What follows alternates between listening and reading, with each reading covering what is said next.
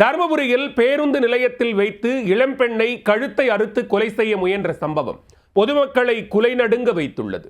ஒருதலை காதல் வெறியில் கத்தியை எடுத்த இளைஞருக்கு தக்க பாடம் புகட்டப்படுமா?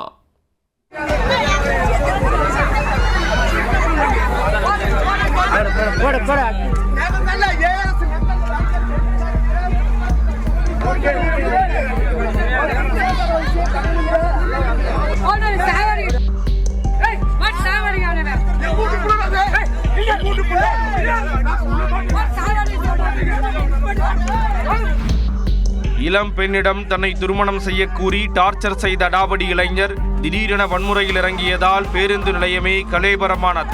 அதை கண்டு கொதித்தெழுந்த பொதுமக்கள் இளைஞரை சுற்றி வளைத்து பொளந்தெடுத்திருக்கிறார்கள். நடந்தது என்ன?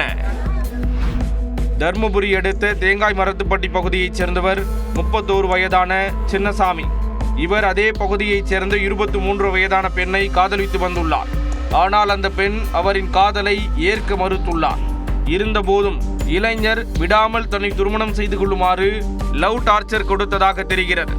அதே வேளையில் பொறுமையாக பேசிய இளம்பெண், நீங்கள் வேறு யாரையாவது திருமணம் செய்து கொள்ளுங்கள் என்று எடுத்து கூறியுள்ளார். இந்த நிலையில் இளம்பெண் பணி முடிந்து வீட்டிற்கு செல்வதற்காக நகர பேருந்து நிலையத்திற்கு சென்றிருக்கிறார். அப்போது அங்கு வந்த சின்னசாமி மீண்டும் தன்னை திருமணம் செய்து கொள்ளுமாறு அதே பாட்டை பாடியுள்ளார். அதை கேட்டு கடுப்பான இளம்பெண், உங்களுக்கு எத்தனை முறை சொன்னாலும் புரியாதா என்ற ரீதியில் திட்டியுள்ளார். உடனே சின்னசாமி தான் மறைத்து வைத்திருந்த கத்தியை எடுத்து இளம் பெண்ணின் கழுத்தை அறுத்துள்ளார். தொடர்ந்து வயிறு மற்றும் முதுகு பகுதியில் சரமாரியாக குத்தியிருக்கிறார். இதில் படுகாயமடைந்த பெண் இரத்த வெள்ளத்தில் சரிந்து விழுந்துள்ளார். அதை கண்டு அதிர்ச்சி அடைந்த பயணிகள் உயிருக்கு போராடியவரை மீட்டு தர்மபுரி அரசு மருத்துவக் கல்லூரி மருத்துவமனைக்கு சிகிச்சைக்காக அனுப்பி வைத்தனர். மேலும் பேருந்து நிலையத்தில் இருந்த பொதுமக்கள் சின்னசாமியை வளைத்து பிடித்து சரமாரியாக தாக்கினர். பின்னர் தகவல் அறிந்து வந்த போலீசாரிடம் அவரை ஒப்படைத்தனர்.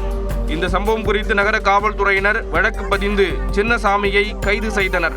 இதனிடையே அரசு மருத்துவக் கல்லூரி மருத்துவமனையில் இளம் பெண்ணுக்கு அறுவை சிகிச்சை செய்யப்பட்டு தொடர்ந்து மருத்துவர்களின் கண்காணிப்பில் உள்ளார். தர்மபுரியில் தன்னை திருமணம் செய்ய மறுத்த இளம் பெண்ணை ஒருதலை காதல் வெறியில் பேருந்து நிலையத்தில் வைத்து இளைஞர் கத்தியால் குத்தி கொலை செய்ய முயன்றது பதைபதைக்க வைத்துள்ளது.